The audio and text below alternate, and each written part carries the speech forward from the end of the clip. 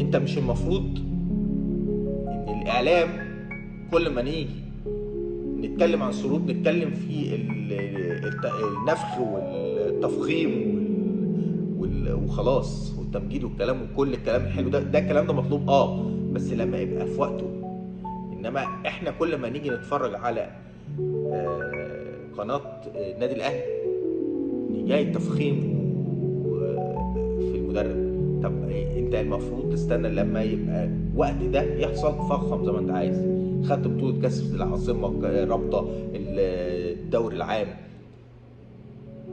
تقدر تطلع تنام. مش هقدر اطلع اتكلم في حاجه، انا هطلع انفخ معاك. انما انت كل ما اجي افتح قناه النادي الاهلي خبر عن ظروف، مفيش حد بيطلع ينقد.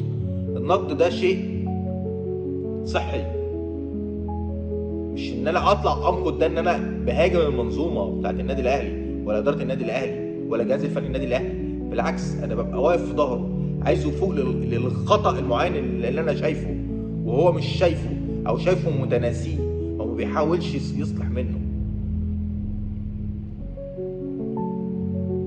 الاهلي بره كاس العاصمه بسبب استهتار سروب اولا، وليد صلاح ثانيا، اللعيبه اللي بتاخد فلوس بالملايين بدون اخلاص للفانلة اللي لابساها ولا لعب